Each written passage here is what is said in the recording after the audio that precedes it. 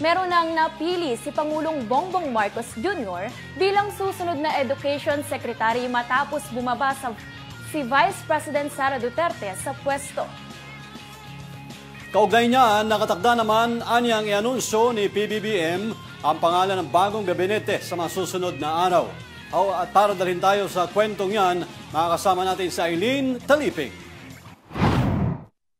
Inaasahang i-anunsyo ni Pangulong Ferdinand Marcos Jr. bago matapos ang linggong ito ang magiging bagong kalihim ng Department of Education kapalit ng nagbitiw na si Vice President Sara Duterte. Sinabi ng Pangulo na masusing pinag-aaralan na ngayon ng palasyo ang mga dapat gawin sa DepEd dahil hindi hahayaang mabakante ang posisyon lalo na at mahalaga ang papel ng ahensya. Sinabi ng Pangulo na minamadali na nito ang paghahanap sa ipapalit sa binakanting pwesto ni VP Sara at ikinukonsidera dito ang kakayahan at expertise ng mapipiling bagong DepEd Secretary. Kasama sa inaalam ngayon ng Pangulo ay kung ano na ang status ng ahensya, ano pa ang mga kailangan at dapat na gawin para sa ikabubuti ng departamento. Sinabi ni Pangulong Marcos Jr. na walang ibinigay na dahilan si VP Sara sa pagbibitiw nito sa DepEd kaya hindi na niya kinulit pa ito. Ito si Eileen Taliping para sa Kwentong Politiko.